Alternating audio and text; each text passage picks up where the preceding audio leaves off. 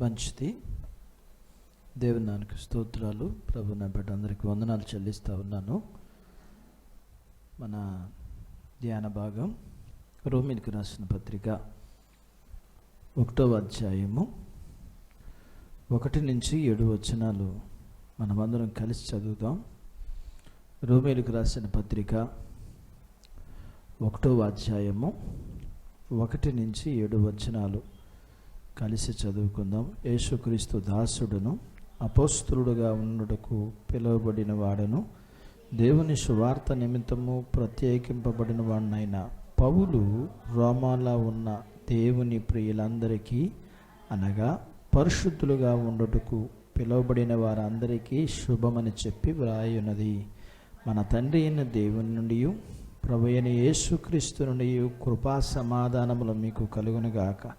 దేవుడు తన కుమారుడును మన ప్రభు అయిన యేసుక్రీస్తు విషయమైన ఆ సువార్తను పరిశుద్ధ లేఖనముల యందు తన ప్రవక్తల ద్వారా ముందు వాగ్దానము చేసెను.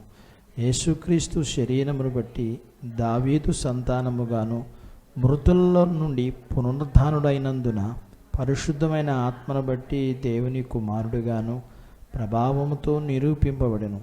ఈయన నామము నిమిత్తము సమస్త జనులు విశ్వాసమునకు విధేయులగినట్లు ఈయన ద్వారా మేము కృపను అపోస్తులత్వమును పొందితిమి. మీరును వారిలో ఉన్నవారై యేసుక్రీస్తు వారిగా ఉండుటకు పిలువబడి ఉన్నారు. దేవుడు తన మాటలు మన కొరకు దీవించునుగాక. ప్రార్థించుకుందాం. ప్రేమ కలిగిన తండ్రి, మీ పరిశుద్ధ నామాన్ని బట్టి మీకు వందనాలు. లేఖనాన్ని చదువుకున్నాం, ధ్యానిస్తుండగా మీ సేవకుని మీరు అభిషేకించి మీ సేవకునిలోంచి మీరు మాట్లాడుతుండగా వినగల చెవి, గ్రహించే మనసు, అవలంబించే జీవితాన్ని ఇవ్వండి. నాతో మా అమ్మల గురించి, నన్ను గురించి మాకు అర్థమయ్యేటట్లుగా మీరు మాట్లాడండి. మీరు మాట్లాడుతుండగా నాయనా మేము బలపరచబడతాం, మండించబడతాం. ఎక్కడ 2 ముగ్గురు కూడి ఉంటే వారి మధ్య నేను ఉంటాను అన్న మీ మాటను బట్టి 2 ముగ్గురుగా కూడి ఏకీభవించి మేము ఆరాధిస్తుండగా మా ఆరాధనలు మీరు అంగీకరించాలని, అంగీకరిస్తున్నందుకు మీకు వందనాలు చెల్లిస్తూ యేసు ప్రభువారి నామములో స్తుతించి ప్రార్థించి వేడుకుంటూ గడిచిన కాలంలో మాకు ఇవ్వబడిన ఈ పరిచర్యలో, మా జీవితం అనే ప్రయాణములో ఈ రోమీయులకు రాసిన పత్రికను మేము ధ్యానం చేయడానికి కూడా సహాయం చేస్తున్న మీరు ఇక ముందుకు మీ సహాయము మాకు అనుగ్రహించి ఈ ధ్యానము మాకు అనేకులకి దీవెనకరంగా మీరు చేయాలని, నన్ను మమ్మల్ని ఈ పరిచర్ని మీ చేతులకి అప్పగించుకుంటూ యేసు ప్రభువారి నామములో స్తుతించి ప్రార్థించి వేడుకుంటున్నాం తండ్రి, ఆమేన్. మంచిది. మనం రోమీయులకు రాసిన పత్రిక ధ్యానం చేస్తూ ఉన్నాం. ఈ పత్రికని అపోస్తలుడైన పౌలు రాసినట్లుగా మనం చూస్తాం. మరి ఈ పత్రికలో 1వ అధ్యాయము 1 నుంచి 7 వచనాల్లో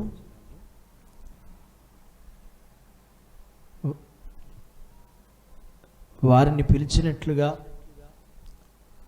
అలాగే విశ్వాసులందరినీ పిలిచినట్లుగా పౌలు రాజడం చూస్తాం మనం.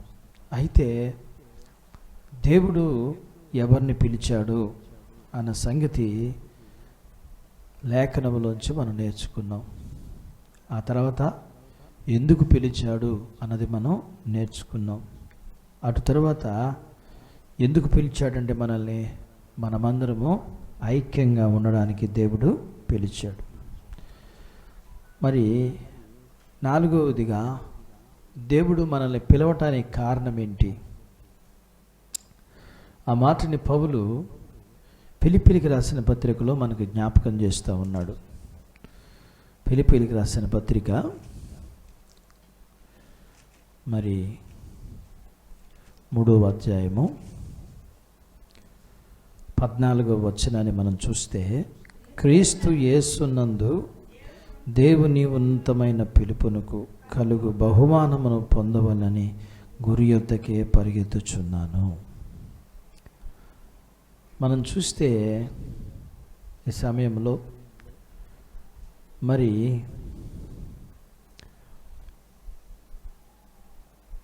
ఈ పత్రిక పౌలు రాశాడు.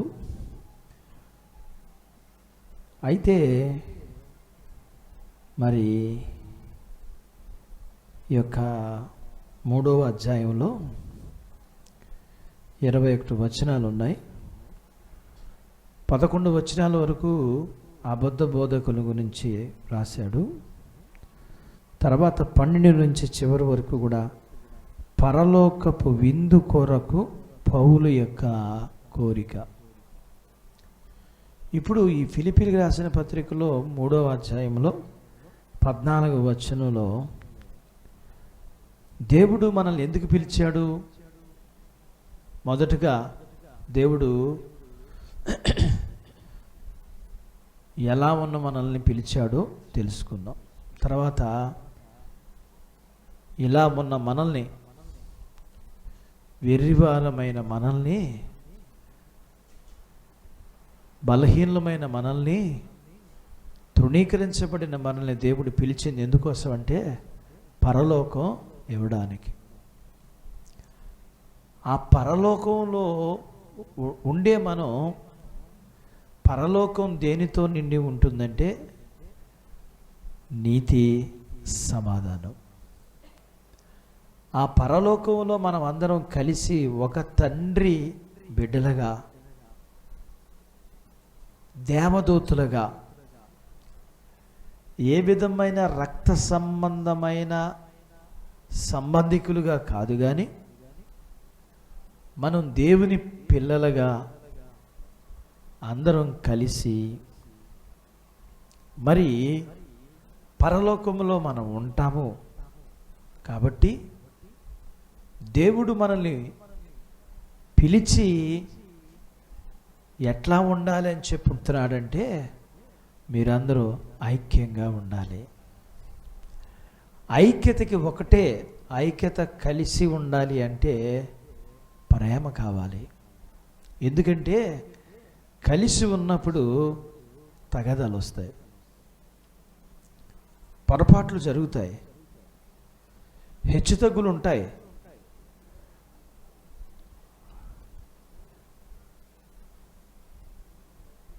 తగ్గించుకున్నవాడు హెచ్చుతగ్గులు, కుటుంబంలో హెచ్చుతగ్గులు ఉంటాయి, మన కుటుంబంలో హెచ్చుతగ్గులు ఉంటాయి. కానీ నేర్చుకోవాల్సిన విషయం ఏంటంటే ఎదిగే కొద్దీ కూడా ఎదిగే వ్యక్తికి కావాల్సింది ఏంటంటే తగ్గింపు చాలా అవసరం.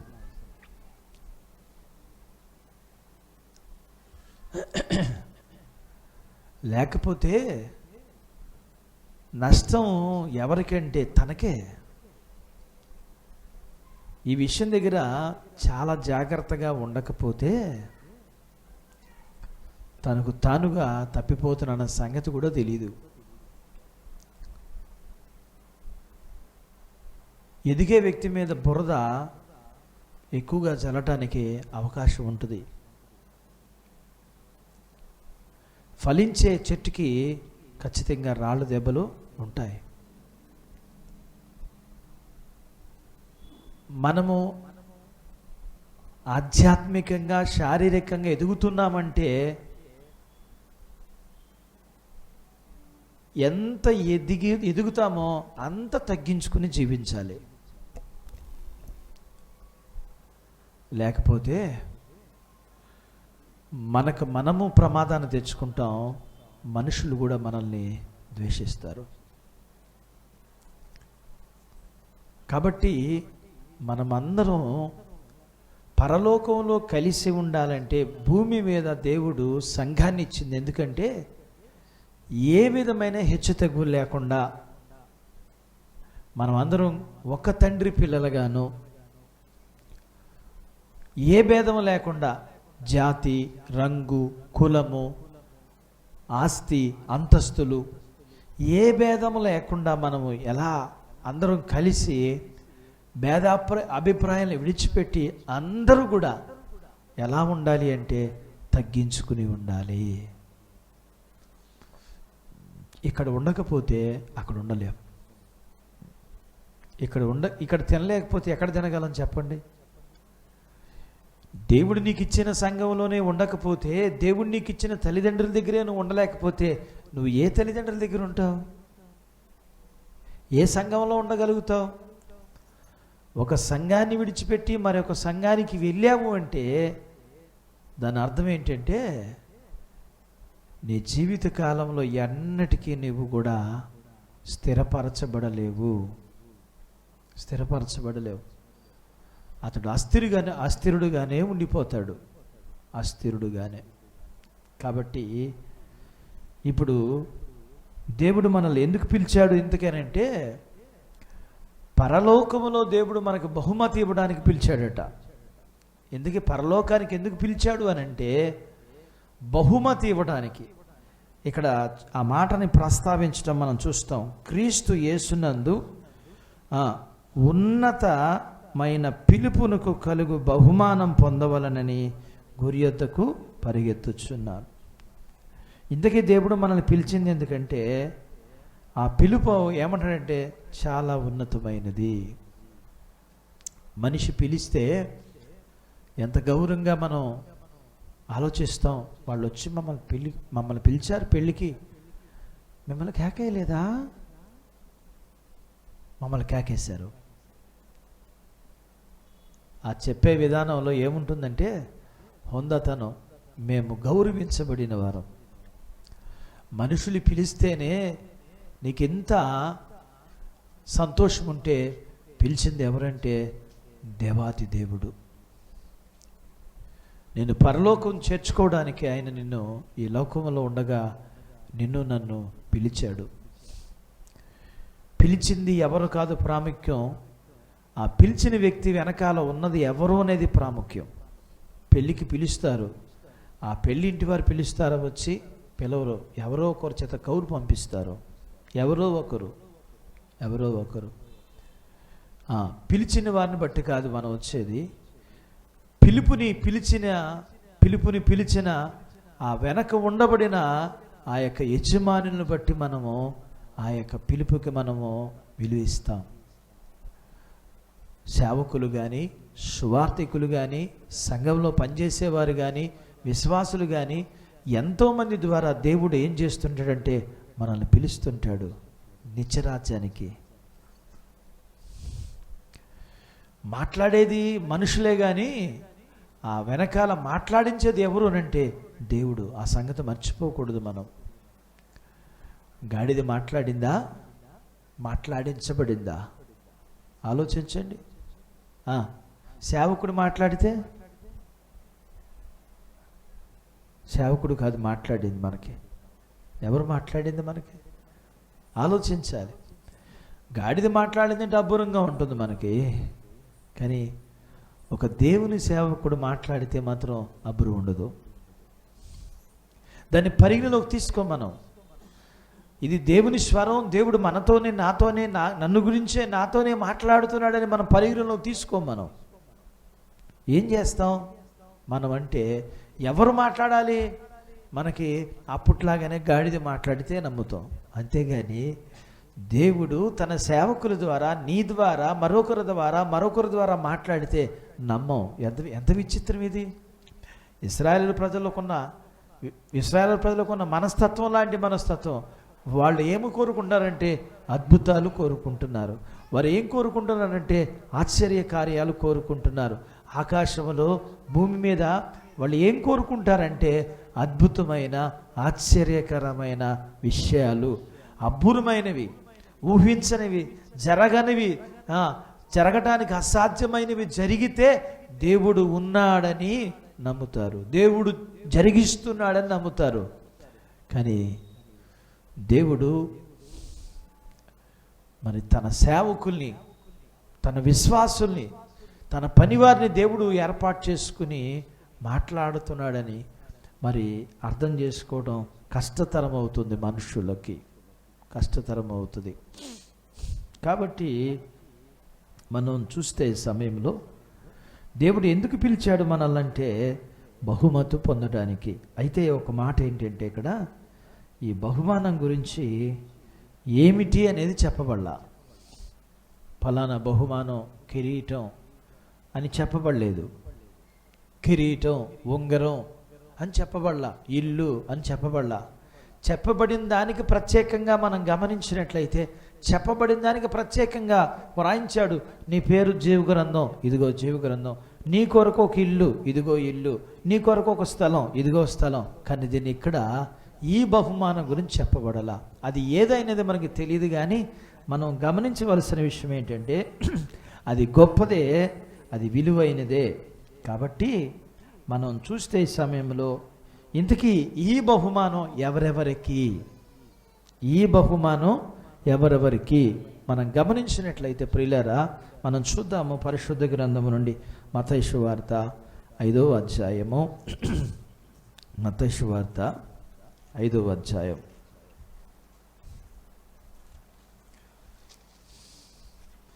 11, 12 వచనాలు చదువుకుందాం. నా నిమిత్తము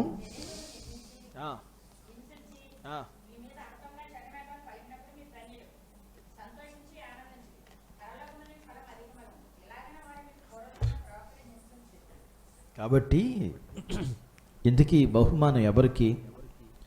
ఇక్కడ మనం చూసినప్పుడు ఇక్కడ ఏ బహుమానం కూడా గురించి ఇక్కడ ప్రస్తావించబడలేదు, ఫలాంది అని చెప్పలా.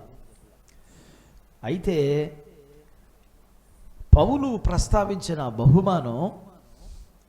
బహుమానం ఎవరికి అంటున్నాడంటే, నా నిమిత్తం జనులు మిమ్మల్ని నిందించి హింసించి మీ మీద అబద్ధంగా చెడ్డమాటలలా పలకబడినప్పుడు మీరు ధన్యులు, సంతోషించి ఆనందించండి, పరలోకమందు మీ ఫలము అధికమగును.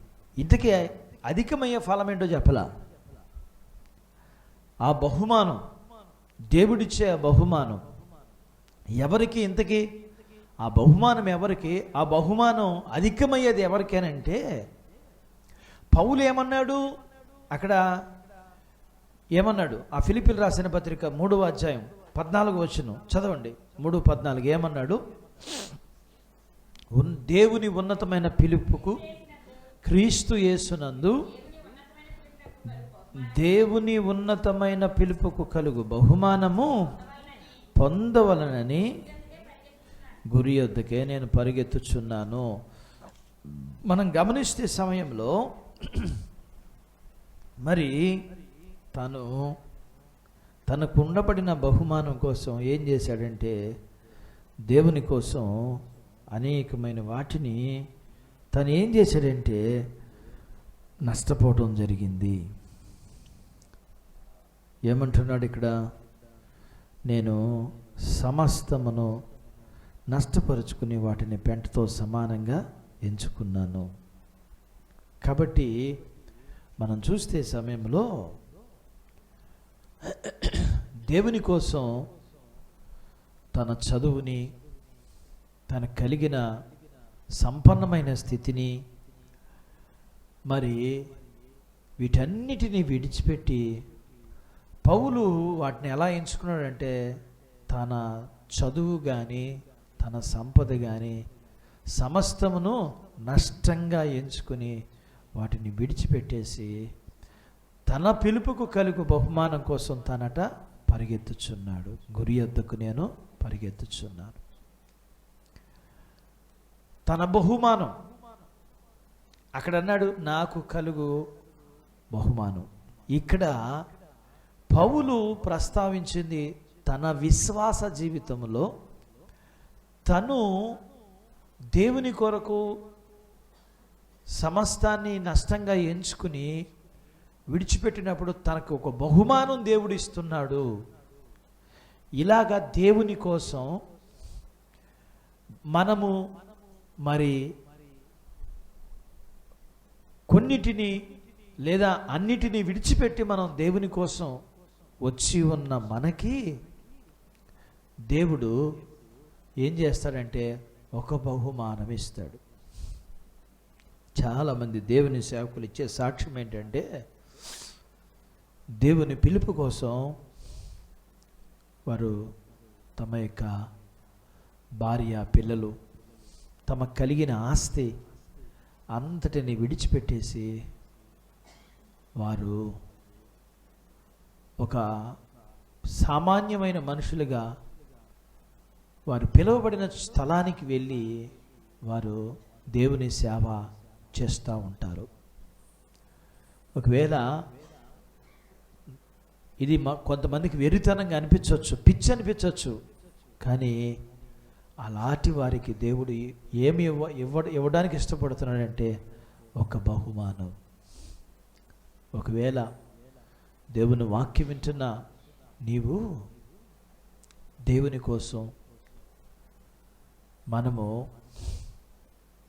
దేనినైనా విడిచిపెట్టేశామా? అయితే విడిచిపెట్టిన దానికి ప్రతిఫలంగా దేవుడు ఏమి ఇస్తాడంటే బహుమానం ఇస్తాడు. మనం మరి ఒకటి ఏంటంటే, ఈ బహుమానం అధికం చేసే విషయంలో ఎవరికి బహుమానం అంటున్నారంటే, విడిచిపెట్టడం ఒకంత అయితే దేవుని కోసం కొన్నిసార్లు మనం మరి నిందని, హింసని, చెడ్డ మాటలని మనము పొందవలసి ఉంటుంది. దీని నిమిత్తమై ప్రభు అంటున్నారు, మీరు సంతోషించి ఆనందించండి, పరలోకమందు మీ ఫలము అధికమవుతుంది. కాబట్టి ఈ వాక్యం దగ్గర నేను దేవుడు నాతో మాట్లాడిన సందర్భం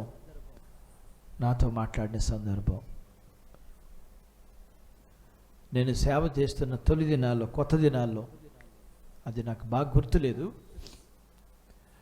నేను చనిపోవాలనుకున్నాను. ఆ రాత్రి అంతా ఏడ్చాను. నేను తెల్లారి చనిపోవాలనుకున్నా. ఎందుకంటే నేను చాలా హింసను, ఇబ్బందిని అనుభవించాను. ఆ పరిస్థితుల్లో నాకేమనిపించింది అంటే చనిపోవాలనిపించింది.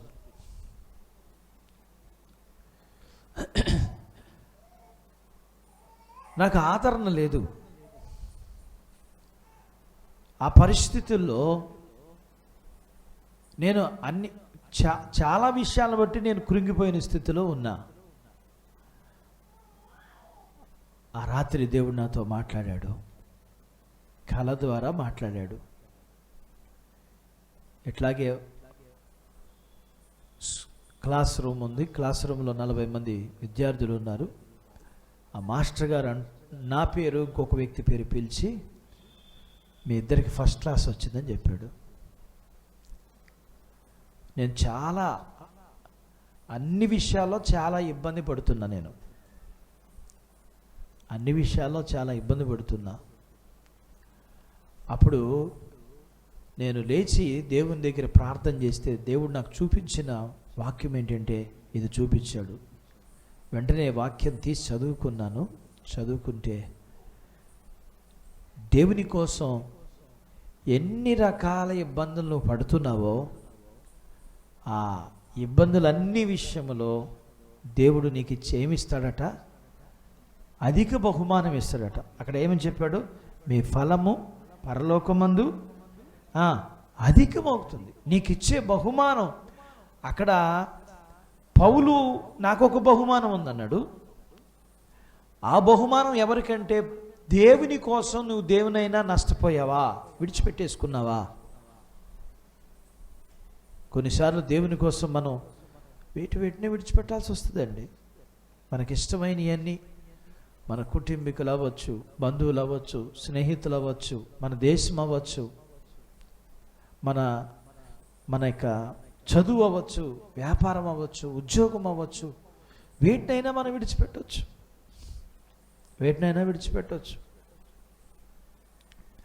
దాని నిమిత్తమై దేవుడు ఒక బహుమానం ఇస్తానంటున్నాడు.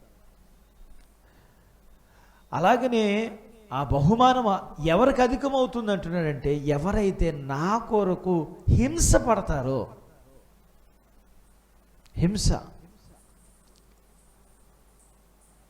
ఎవరైతే నిందలు అనుభవిస్తారో, ఎవరైతే చెడ్డ మాటలలా ఎవరి నిమిత్తమై దేవుని కోసం అందుకనే సద్భక్తితో బ్రతకనుద్దేశించువారు హింస పొందెదురు అంటాడు వాక్యాలు. భక్తిగా జీవించేవాడికి అనేకమైన బాధలు ఉంటాయి. మరలా అంటాడు, నీతిమంతునికి కలుగు ఆపదలు అనేకములు, వాటన్నిటి నుండి యెహోవా వారిని విడిపించును. కాబట్టి వాక్యం వింటున్న నీవు, దేవుడు నీ కొరకు నా కొరకు పరలోకానికి ఎందుకు పిలిచాడంటే బహుమానం ఇవ్వడానికి. ఎందుకే బహుమానం ఎవరికి అని అంటే, దేవుని కోసం నష్టపోయిన వారికి.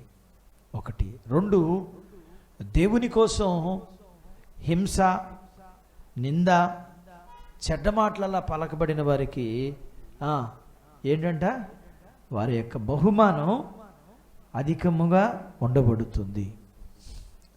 కాబట్టి మనం జీతం వస్తుంటే పని చేస్తామా, జీతం రాదంటే పని చేస్తామా? మాట్లాడరేరా? మీకు జీతం, ఎవరికి జీతం వద్దా? నా దగ్గర పని చేయండి బాబు, జీతం లేకుండా పని చేయండి, నేను బోళ్ళంత పని చేయించుకుంటా మీ చేత. మా పాస్టమ్ గారు అయితే నాకంటే బాగా మగాడు ఈ విషయంలో. నేనే మగాడు అనుకుంటే ఆమె ఇంకా మగధీరుడికి మగాడు. వస్తారా జీతం లేకుండా? ఏమ్మా పనికి వస్తారా? జీతం లేకుండా ఎవరైనా పని చేస్తారా? చేయరు. కాబట్టి మనకి దేవుడు అంటున్నాడు, నేను నా నిమిత్తం మీరు దేన్నైనా విడిచిపెట్టినా నా కోసం మీరు నిందలు, హింసలు, మాటలు అనిపించుకుంటే, అంటే నా కోసం మీరు విడిచిపెట్టేవారిగా, నా కోసం మీరు బాధలు అనుభవించేవారిగా ఉంటే, దానికి జీతం నేనేమి ఇవ్వబోతానంటే మీకు మీరు పరలోకం వస్తారు కదా, ఆ పరలోకంలో నేను మీకు బహుమానం ఇస్తాను. బహుమానం అది ఆయన ఇచ్చే వరకు మనకు తెలియదట ఏ బహుమానం. రెండోదిగా ఆ బహుమానాన్ని కొంతమందికి రెట్టింపిస్తాడట. ఎవరికి ఇంతకీ రెట్టింపు అనంటే, నిందించబడి దేవుని కోసం, హింసించబడి దేవుని కోసం, చెడ్డ మాటలల్లా పలకబడి, మరి జీతం రావాలంటే కష్టపడాలో వద్దా? ఇందాక అడిగాను నేను, జీతం లేకుండా ఎవరు పని చేయరు కదా. ఇప్పుడు మనం దేవుని కోసం దేనినైనా విడిచిపెట్టేవారిగా ఉన్నామా? బహుమానం మందే. రెండు, దేవుని కోసం మనం జీవిస్తున్నప్పుడు మనం హింస, నింద, మాటలు మనం అనుభవించినప్పుడు బహుమానం రెట్టింపుగా ఉంటుంది. దేవుడు నాతో మాట్లాడినప్పుడు ఎంత సంతోషం ఉందంటారు? నాకు ఎంత సంతోషం ఉంది ఆలోచించండి.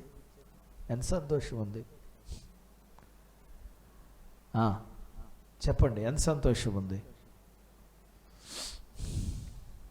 ఎంత సంతోషం. నాకు వాగ్దానం వచ్చింది. అది వాగ్దానం కాదు, నన్ను సరిచేసే మాట. అది పాస్టమ్మ గారు అంది, వాగ్దానం వచ్చింది, నేనేమాత్రం నిన్ను విడవను ఎడబాయను కదా. అయితే అక్కడ ఏముంటుందో తెలుసా? నిన్ను విడవను ఎడబాయని అన్నా అంటే 5 పనులు చెయ్యాలి నువ్వు. దేవుడు నీకు తోడుగా ఉండాలంటే 5 పనులు చేయాలా? అర్థమవుతుందా? 5 పనులు చేసిన వాడికి దేవుడు తోడుగా ఉంటాడు. హెబ్రీయులకు రాసిన పత్రిక 13వ అధ్యాయం 1-5 వచనాలు. నేను నిన్ను విడవకుండా ఉండాలంటే నీకు ప్రేమ ఉండాలి, నువ్వు పరిశుద్ధమైన జీవితాన్ని జీవించాలి. తర్వాత ఏమంటాడు? తర్వాత అమ్మ ఆదరించేవాడిగా ఉండాలి. తర్వాత నీకు కలిగిన దాటితో అమ్మ నీకు కలిగిన వాడితో నువ్వు తృప్తి కలిగి ఉండాలి. ఇంకొక సంగతి కూడా ఉంది అక్కడ. ఈ 5 సంగతులు 4 సంగతులు చేసిన వాడికే దేవుడు తోడుగా ఉంటాడు. కానీ దేవుడు నాకు వాగ్దానం వచ్చింది. ఏమన్నాడో తెలుసా? ఆ మాట చదివిన తర్వాత నాకు చాలా బాధేసింది. ఆయన నాతో మాట్లాడిన మాట ఏంటంటే, ఆ వాక్యం నాతో మాట్లాడింది ఏంటంటే, నేను మిమ్మల్ని నా సేవ చేయడానికి ఏర్పాటు చేసుకున్నాను, కానీ నువ్వు ఎలా ఉంటున్నావు తెలుసా? అశ్రద్ధగా ఉంటున్నావు. ఉదయమే వాక్యం చెప్తున్నప్పుడు అలా తీసుకుని చదువుకున్నా. ఆ అధ్యాయం తీశాను. దినవృత్తాంతాలు 2వ గ్రంథం 29వ అధ్యాయం 4వ వచనంలో దేవుడు మిమ్మల్ని తన సేవ చేయటానికి దేవుడు మిమ్మల్ని ఏర్పాటు చేసుకున్న యాజకులు అయితే మీరు అశ్రద్ధగా ఉండొద్దు. బాధ కలిగింది. నేను చాలా విషయాల్లో, దేవుని పని విషయాల్లో నేను చాలా అశ్రద్ధగా ఉంటున్నా, చాలా అశ్రద్ధగా. మరి దేవుడు నన్ను ఏర్పాటు చేసుకున్నాడు యాజకుడిగా తన సేవ చేయటానికి. మరి నేను ఎలా పని చేయాలి? శ్రద్ధగా చేయాలి. మరి నేను అలా లేను కదా. అందుకని నా జీవితంలో పాపాన్ని నేను ప్రభు దగ్గర ఒప్పుకున్నాను, కానీ విడిచిపెట్టాను. అలా జీవించడానికి దేవుడు సహాయం చేయాలని కోరుకుంటా ఉన్నా. ఆలోచించండి ప్రియులారా, మనం గమనించవలసిన విషయం ఏంటంటే, దేవుడు కొరకు మనము ప్రయాసపడినప్పుడు, ఉదయం శామ్యూల్ బాబు అంటున్నాడు, టైం అయిపోయింది, 11:35 అయిపోయింది, వెళ్ళిపోదాం అంటే, ఎందుకు నా కంగారు? కుదరదు. నేనేం చేసేవాడిని అంటే అనేవాడిని, మీరు ఎలా నేను వస్తా అని ఏం చేసేవాడిని? మంచం మీద పడుకునేవాడిని. నిజమండి, మీరు పాటలు పాడి నేను వస్తాలే, వాళ్ళే సాక్ష్యం, మీరు పాటలు పాడి నేను వస్తా అనేవాడిని. అశ్రద్ధగా ఉండేవాడిని. కుదరదు. ఇప్పుడు మనం ఎంత అశ్రద్ధగా ఉంటున్నాం? అశ్రద్ధ ఎవరికైనా ఆరాధనకి 5 నిమిషాలు ముందుండాలి. ఎన్నింటికి ఆరాధన? అమ్మా అమ్మా అమ్మా అది 6 గంటలకు ఆరాధన అంటే ఎన్నింటికి ఉండాలి మనం? వాక్యం ఏం చెప్తుందో తెలుసా? యెహోవా కార్యమును అశ్రద్ధగా చేయువాడు. పెళ్ళి ఒక 5 నిమిషాలు లేటుగా చేస్తే ఒప్పుకుంటుందా సమాధానం? వాళ్ళ అమ్మాయి రేపు ఏమంట తెలుసా? నువ్వు పెద్ద పోటుగాడు అని నేను మీ చర్చికి వస్తున్నా, నువ్వు ఎంత బద్దగస్తుడు అయ్యా, నేను 7ంటికి పెళ్లి చేయాలంటే, పొద్దున్న 10ంటికి పెళ్లి చేయాలంటే 11ంటికి వచ్చావు, నీలాంటి వాడు ఇంకో దొరకడేయండి నాకు అంటదా? అందా? అమ్మాజీతో అంటది, నాతో అందో, అమ్మాజీతో అంటది. ఏంటి ఆలోచించావా? మనుషుల కార్యాలే మనం లేటుగా చేస్తే సనుక్కుంటారే, దేవుని పనిని మనం అశ్రద్ధగా చేస్తే ఆలోచించండి. దేవుని కొరకు మనం ఏం చేయాలి? ఉదయం అక్కడ అదే నేర్చుకున్నాం మేము. దేవుని కొరకు మనం ఏం చెయ్యాలి? ప్రయాసపడాలి, కష్టపడాలి, పరిగెత్తాలి. పౌలు అంటున్నాడు, నేను నడుస్తున్నా అంటున్నాడా? పరుగెత్తుతున్నా. మనం ఏం కోరుకుంటున్నామో తెలుసా? సుఖం సుఖం సుఖం. వాళ్ళు పాటలు పాడతారండి, వాళ్ళకి పని పాట ఏముంది? వాళ్ళు ప్రార్థన చేసుకుంటారు, వాక్యం వింటాగొద్దాం. ఏమ్మా, ఎందుకమ్మా నీకు అంత అశ్రద్ధ? చెప్పు. కాబట్టి మనం గమనించినట్లయితే, నువ్వే దేవుని సేవకుడు అనుకోండి, ఎవడొచ్చి ప్రారంభిస్తాడు? చెప్పు. నువ్వేగా అంటే మనకేమి లేదు ఇక్కడ అంటే ఐక్యత లేదు. సేవకుడు సేవకురాలు కొంతమంది పిచ్చోళ్ళు ఉంటారు, వాళ్ళు ప్రారంభించుకోవాలి. ఇది మన పని కాదు కదా. మన ఇంట్లో ప్రార్థన అయితే మనం ఎట్లాగ ఉంటామా? పాస్టర్ గారు సంఘం వచ్చేసరికి అంతా నీట్గా చేసి, ఏం పాస్టర్ గారు 6:30 అని చెప్పారు, ఎన్నింటికి వచ్చారు? 6:40 అయిపోయిందే. మరి అప్పుడు చూసావా వేరియేషన్, చూసావా వ్యత్యాసం, చూసావా? నాది నీది కాదు, మనదిది, మన ఇల్లు ఇది. దేవుని ఇల్లు అంటే మన ఇల్లు, దేవుని పని అంటే మనది. ఇక్కడ నువ్వు నేను తేడా ఏమీ లేదు. మనమందరము దేవుని శరీరములో అవయవాలమైన మనకిచ్చిన పని చెయ్యాలి.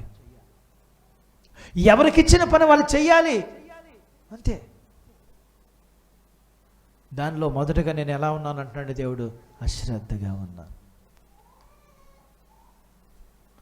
నేను పరిగెడతా, నాతో పాటు పరిగెత్తేవాళ్ళు పరిగెత్తండి, లేకపోతే వెనకబడిపోతారు మీరు. పరిగెత్తేటప్పుడు కంగారుగానే ఉంటుంది పరిగెత్తేటప్పుడు. మనం దేవుని కొరకు పరిగెత్తేటప్పుడు ఎలా ఉంటుందంటే ఏంటి కంగారు అనిపిస్తుంది కదా, ఏంటి కంగారు.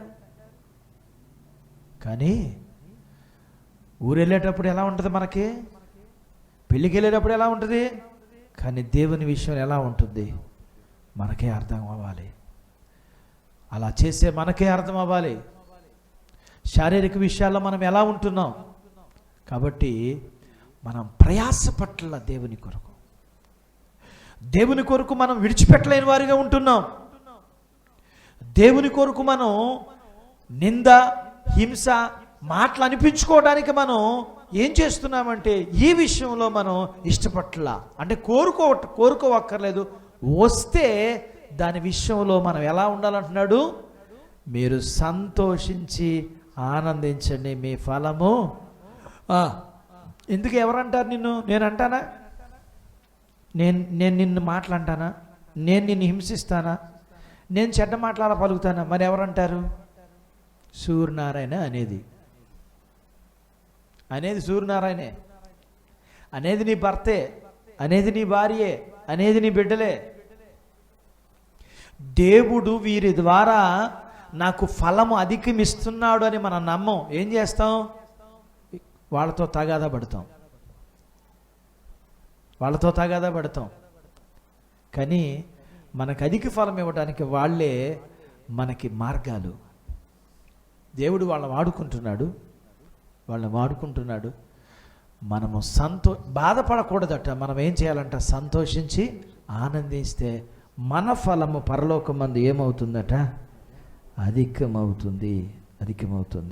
కాబట్టి మనమందరం ఆ బహుమానం కొరకు ప్రయాసపడుతున్నాం. కాబట్టి దేవుని కోసం దేన్నైనా విడిచిపెట్టేటప్పుడు బాధపడద్దు. అబ్రహాం ఎవరిని విడిచిపెట్టాడు? వాక్యం తెలిస్తే ఏం ప్రయోజనం నీకు? ఏం విడిచిపెట్టావు దేవుని కోసం చెప్పు. నువ్వు ఇంత చీమ తలకాయ కూడా విడిచిపెడతావా? నువ్వు చీమ తలకాయ రూపాయి విడిచిపెడతావా? రేపొద్దున పరలోకంలో అందరూ దాచుకున్న ధనాన్ని మోసుకెళ్తుంటే నువ్వు మాత్రం ఎర్రుళ్ళే ఆగట సోత్తా ఉంటావు. ఎందుకని నువ్వు భూమి మీద దాచుకున్నావు, పరలోకంలో ఏం దాచుకోలా. భూమి మీద నువ్వు కోటేశ్వరుడివి, పరలోకంలో బికారివి. ఎందుకంటే నీ డబ్బు ఎవరికి ఖర్చు పెట్టలా, నీ డబ్బు ఎవరి కోసం దాచిపెట్టావు? మా అబ్బాయికే మా అమ్మాయికి వాళ్ళకిచ్చి నువ్వు పరలోకంలో బికారం అయిపోతావు. అది సంగతి. ధనాన్ని ఇచ్చాడు దేవుడు మనకి, అందరికీ పంచిపెట్టడానికి, మేలు చేయడానికి. మనకి సమయాన్ని ఇచ్చాడు, జీవితాన్ని ఇచ్చాడు, ఖర్చు పెట్టడానికి. దేవుడు చెప్పాడు పరలోకమందు ధనాన్ని కూర్చుకోండి. నువ్వు భూమి మీద దేనికోసం నువ్వు ఖర్చు పెడతావో అది పరలోకంలో దేవుడు భద్రంగా దాచిపెడతాడు. అక్కడికి వెళ్ళినాకంట ఇదిగో ఇవన్నీ నీయే బాబు, తీసే బాబు, ఇవన్నీ నీయే, ఇవన్నీ నాకెప్పుడు. వాళ్ళందరి కోసం డబ్బులు ఖర్చు పెట్టావుగా, వాళ్ళందరికీ భోజనాలు పెట్టావుగా, ఆ పేదవాళ్ళకి బట్టలు పెట్టావుగా, దేవుని పని కోసం గుప్పిళ్ళు విప్పావుగా, నీ ధనంలో దేవునికి నువ్వు భాగం ఇచ్చావుగా, ఇదిగో అవన్నీ ఇక్కడ దాచిపెట్టానయ్యా నీ కోసం, తీసుకోవయ్యా బాబు. ఎంతకాలం? త్వరగా రా తీసుకో.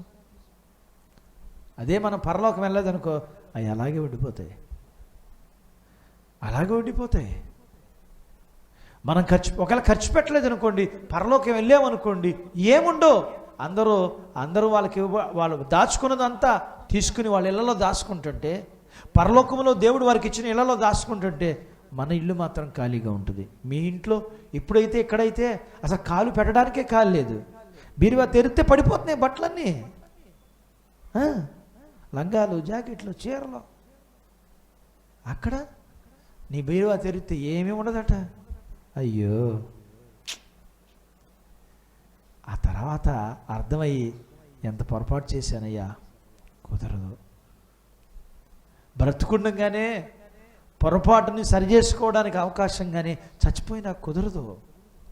కాబట్టి మనము ఈ భూమి మీద దేవుడు మనల్ని పరలోకానికి ఎందుకు పిలిచాడంటే, నీవు భూమి మీద నా కొరకు పనిచేయి, నా కొరకు దేనినైనా విడిచిపెట్టేవాడిగా ఉండు, నా కొరకు నువ్వు నింద, హింస మాటలు అనిపించుకున్నప్పుడు ఏడమ్మాక, భోజనం మానేమాక, కురింగిపోమాక, సంతోషంగా ఉండు. ఎందుకో తెలుసా? పరలోకంలో నా జీతాన్ని దేవుడు పెంచుతున్నాడు. ప్రభు కొరకు ప్రయాసపడదాం. అశ్రద్ధగా ఉంటున్నాం మనం. అన్ని విషయాల్లో శ్రద్ధే ఉంటుంది మనకి కదా. శ్రద్ధ అన్ని విషయాల్లో ఉంటుంది, కానీ దేవుని విషయంలో మనందరికీ ఏముంటుంది? నిజమేనంటారా? నిజమే. దేవుని విషయంలో మనకేముంటుంది? ప్రార్థన 3ంటికైతే ఎన్నింటికి చేస్తున్నావు అమ్మ నువ్వు? 3:30కి చేస్తుంది అంటే అవి చెప్తుంది నాకు. మనం పొద్దున్నే లేచి లేదా ఈ సమయం పెట్టుకుని ప్రార్థన చేసుకునే మనం ప్రార్థన చేసే విషయంలో అశ్రద్ధగా ఉంటున్నాం. బైబిల్ చదువుకునే విషయంలో అశ్రద్ధగా ఉంటున్నాం. దేవుని మందిరానికి వచ్చే విషయంలో, దేవునికి ఇచ్చే విషయంలో, దేవుని కొరకు పనిచేసే విషయంలో ప్రతిదాని దగ్గర మనకేం కనపడుతుంది? ప్రతిదాని దగ్గర అనకూడదేమో, దేవుని విషయంలో మనకి అశ్రద్ధ కనపడుతుంది. అదే పనికి వెళ్ళే విషయంలో, స్కూల్కి వెళ్ళే విషయంలో, కాలేజీకి వెళ్ళే విషయంలో, తినే విషయంలో. అర్ధరాత్రి 2ంటికి తిన్నా అన్నం నేను, ఆకలేసి పచ్చడి వేసుకుని. అశ్రద్ధ చూపిస్తున్నావా? చూపించట్లా. ఆలోచించాలి. కాబట్టి దేవుడు మనకి పరలోకంలో బహుమతి ఇవ్వడానికి పిలుస్తున్నాడు. అలాగనే మత్తయి సువార్త 10వ అధ్యాయము 41, 42 వచనాలు. 10వ అధ్యాయం మనం ముగించుకుందాము. 10వ అధ్యాయం 41. ప్రవక్తని ప్రవర్తన చేర్చుకున్నవాడు ప్రవక్త ఫలం పొందును, నీతిమంతుని చేర్చుకున్నవాడు నీతిమంతుని ఫలం పొందును, మరియు శిష్యుడని ఇచ్చిన వారిలో ఒక్కనికి గిన్నెడు చన్నీళ్ళు మాత్రం త్రాగనిచ్చును. కాబట్టి ఇక్కడ మనం మరి యొక్క బహుమానం గురించి చూస్తున్నామండి. ఏంటంటే, వివిధ పరిస్థితులలో ఉన్న వారిని ఆదరించే వారికి ఈ బహుమానం అట. ఫలము పోగొట్టుకునరని, దేవుని సేవకుడని. మొదట ఏమన్నాడు? శిష్యుడని. మనం అందరం శిష్యులమేనండి. నేను ఒక శిష్యుడినే, నువ్వు మనమందరం యేసు ప్రభు వారి శిష్యులం.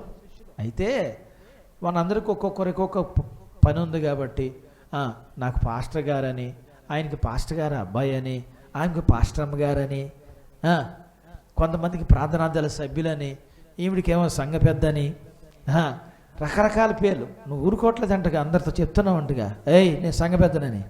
కాబట్టి మనం గమనించినట్లయితే ఒక్కొక్కరికి ఒక పేరు ఉంటుంది, కానీ మనం అందరం ఎవరు అంటే యేసు ప్రభు వారి శిష్యులు. అందుకే అంటున్నాడు, కేటగిరీలు వదిలేసాయి.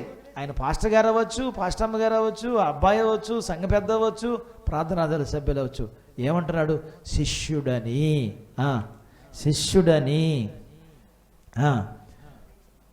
శిష్యుడని ఎవడు? మొదటిది ఏంటంట? ప్రవక్త. ప్రవక్త అంటే ఇతను ప్రవక్త అంటే దేవుని సేవకుడే. శిష్యుడు అనే మాట మనం చెప్పుకున్నాం. ప్రవక్త అని చేర్చుకున్నవాడు ప్రవక్త ఫలం. ఇతను ఖచ్చితంగా ఇక్కడ మాత్రం దేవుని సేవకుడిని ప్రస్తావించాడు.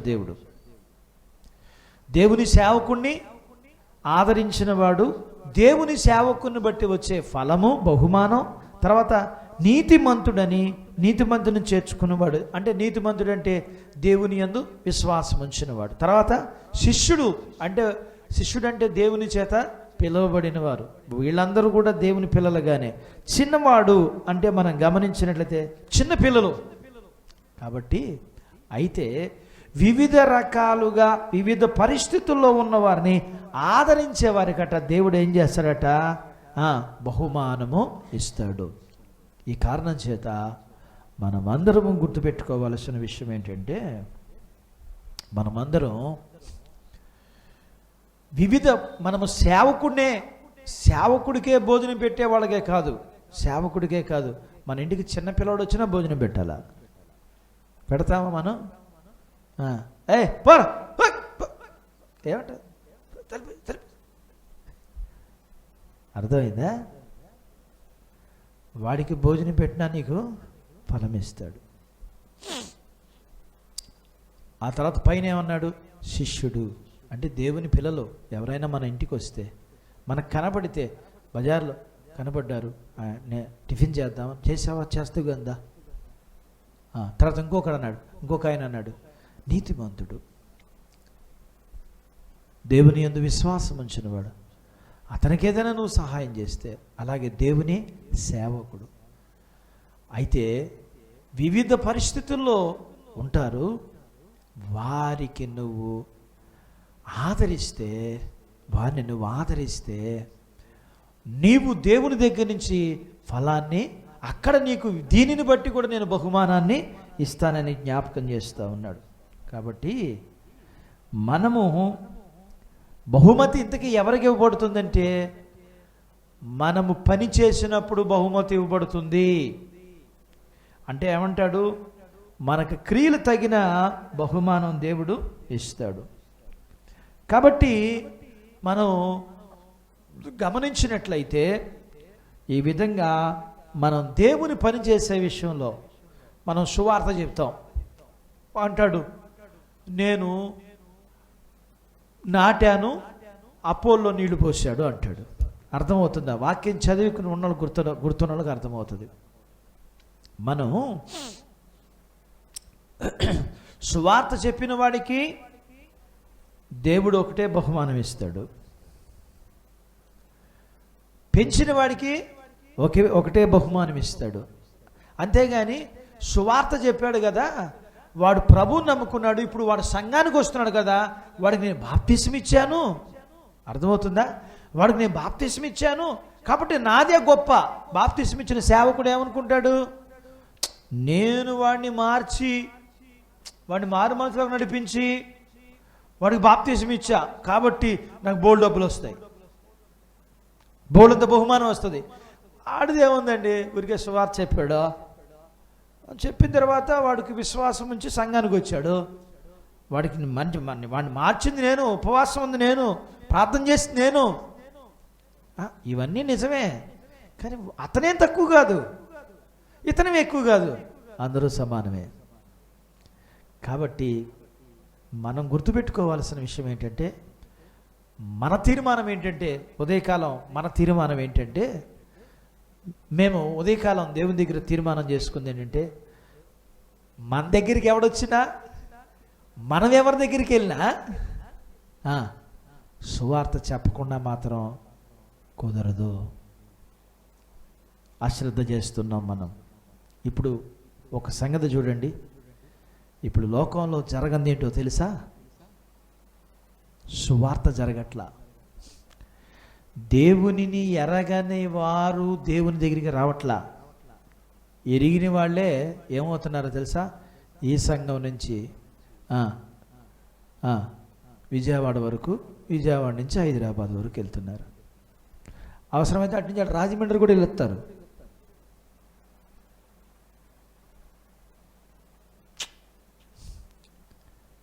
ఇది మన పని కాదు. ఈ రోజున యేసు ప్రభువుని ఎరగని వారికి ప్రభువుని గురించి సువార్త అందట్లేదు. ఒకవేళ మనం ఆ విషయంలో అశ్రద్ధగా ఉంటున్నామేమో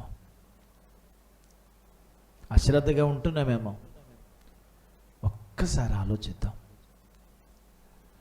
నువ్వు సువార్త చెబితే నీకు ఇచ్చే బహుమానం, వాడు సువార్త విన్న తర్వాత కొన్ని దినాలకో కొన్ని నెలలకో సంవత్సరాలకో మారిన తర్వాత సంఘానికి వెళ్ళి సేవకుడు అతని కొరకు కన్నీరు కార్చి ఉపవాసం ఉండి ప్రార్థన చేసి మారు మనసు అనుభవం నడిపించి వాడిని పెంచి పెద్ద చేసి దేవుని రాజ్యాన్ని సిద్ధపరిస్తే అతనికి వచ్చే బహుమానం ఇద్దరికి ఒకటే.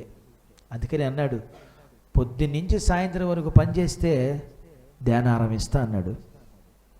మధ్యాహ్నం వచ్చినోడికి సాయంత్రం వచ్చినోడికి అంతేగా నెచ్చు తగులు ఉన్నాయా? లేవే. కాబట్టి నేను సువార్త చేస్తే లాభం ఏంటి అనుకోవద్దు. ఆయన ఖచ్చితంగా చెప్పాడు, నేను నాటాను, అపోల్లో నీళ్లు పోసాడు. నువ్వు ఈ రోజున సువార్త చేసావా? ఏ వ్యక్తికైనా ప్రభుని గురించి చెప్పావా? ఆ వ్యక్తి అసలు విశ్వాసం ఉంచి ప్రభు దగ్గర రావటానికి కారణం నువ్వే. ఇది చాలా చూడడానికి ఎలా ఉంటుందంటే చాలా చిన్న పనిలాగా, చౌకబారి పనిలాగా విశ్వాసంలో ఉండేది, చౌకబారి పనిలాగా మన ముఖ్యంగా సేవకుల్లో ఉండేది. ఇది స్వార్థ కంటే పెద్ద లెక్కేం కాదు. నాటితేగా పెరిగేది అది. అలానే నాటినవాడు గొప్పతనం ఏం కాదు, నీళ్లు పోసిన వాడు గొప్పతనం. అభివృద్ధి పరిచింది దేవుడు కదా. ఏమైనా ఆయన సహాయం చేశాడు, నాటబడింది, చెట్టు పెరిగింది. పెరగటానికి దేవుడు సహాయం చేశాడు. వీళ్ళిద్దరికీ ఆ ఇద్దరిలో మనం ఉండాలి. సేవకుడిగా నేను ఉండాలి, సువార్థికుడిగా నీ పని ఏంటంటే, నీ పని నా పని అండి. మనం ఎవరి దగ్గరికి వెళ్ళినా ఎన్నో విషయాలు మాట్లాడతాం, కానీ గుర్తుపెట్టుకో, ఈరోజు నుంచి, ఈరోజు ఏ రోజు అమ్మా? ఏ రోజు అంటే అడసొస్తున్నారేంటి? నిద్రపోతున్నారా ఏంటి? రేపు 7వ తారీఖు మీటింగ్, అప్పుడు కూడా నిద్రపోతారా? నేను మళ్ళీ తిట్టిస్తారా నన్ను మీరు?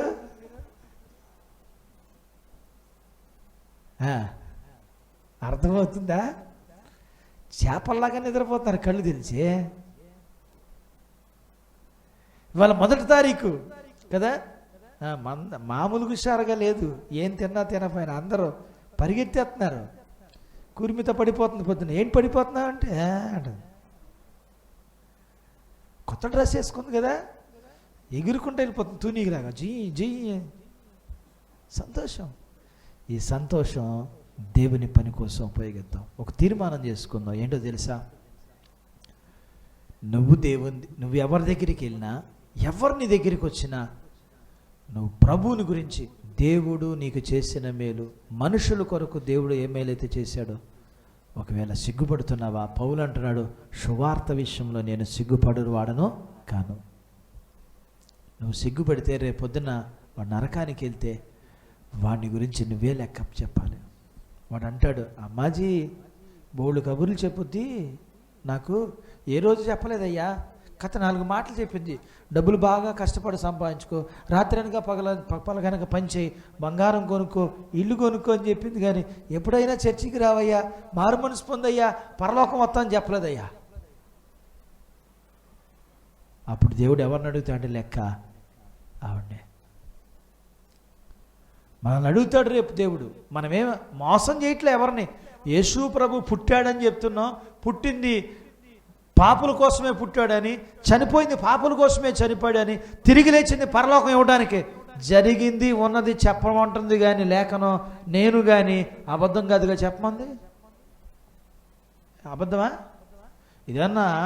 ఇదేమన్నా మనుషులను చంపడానికో, మనుషుల్ని బలవంతంగా మార్చడానికో ఇదేమి ఒక మిషనరీ కాదు. ఉన్నదానిని, జరిగిన దాన్ని, మన జీవితంలో అనుభవించిన దాన్ని పంచుకోవటం మన పని. అలా అని నమ్మాలని ఎవరు లేరు. నమ్మడం నమ్మకపోవడం మనకు సంబంధం లేని విషయం అది. కానీ సువార్త ప్రకటించవలసిన భారం మన మీద ఉన్నది. మనం ధైర్యంతో పనిచేయాలి. మనం గమనించవలసిన విషయం ఏంటంటే, దేవుడు ఎవరి క్రియలకు తగిన ఫలాన్ని దేవుడు వారికి ఇవ్వడానికి. ఇంతకీ నువ్వు దేవుని కొరకు కష్టపడేవాడివా లేకపోతే సోమరివా? ఒక్కసారి ఆలోచించు. దేవుడు అంటున్నాడు, ఎవరి క్రియలకు తగిన వారికి బహుమానం ఇవ్వడానికి నేను త్వరగా. చూడండి, ప్రకటన గ్రంథం 22వ అధ్యాయం 12వ వచనం. ప్రకటన గ్రంథం 22వ అధ్యాయం. నీకోసమే వస్తున్నాడా? ఇంతకీ నా కోసం వస్తున్నాడా? మనందరి కోసం వస్తున్నాడు ఆయన. ప్రకటన 22:12 చూడండి. ఇదిగో త్వరగా వస్తున్నాను, వాని వాని క్రియల చొప్పున ప్రతి వానికి చుట్టకు. ఇదిగో దేవుడు వస్తున్నాడట మన జీతాన్ని మనకి ఇవ్వడానికి. ఎందుకైతే మనం కష్టపడేవారమా, అశ్రద్ధగా సోమరులుగా ఉంటున్నామా? ఆలోచిద్దాం. దేవుని కొరకు మనం జీవిస్తూ అనేకుల్ని దేవుని కొరకు సంపాదిస్తూ బలా నమ్మకమైన అంటే ఎట్లా ఎడబడు మంచి దాసుడంటే చెప్పావుగా. కష్టపడ్డాడు.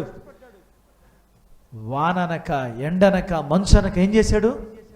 కష్టపడ్డాడు, 5కి సంపాదించాడు. మరి మనం కష్టపడుతున్నామా? కష్టపడితే బహుమానం, కష్టపడకపోతే బహుమానం. కష్టపడితే బహుమానం, కష్టపడకపోతే శిక్ష. దేవుడి మాటలు మన కొరకు దీవించునుగాక. ప్రార్థన చేసుకుందాం. తలలు వంచి కళ్ళు మూసుకున్నట్లయితే. మమ్మల్ని మిక్కిలిగా ప్రేమించిన మా ప్రియ పరలోకపు తండ్రి, మీ పిలువబడిన పిలుపులో మీ శిష్యులు మేము కూడా ఉన్నాం. మేము ఎలాంటి వారమో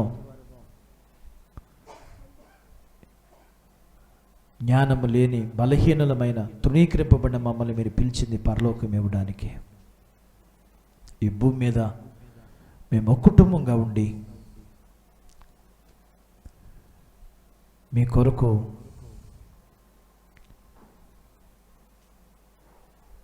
ప్రయాసపడిన వారందరికీ మీరిచ్చే ఆ బహుమానం, ఎవరు ఏ విధంగా ప్రయాసపడ్డారో ఆ వారి జీవితాల్ని, పౌలు జీవితాన్ని,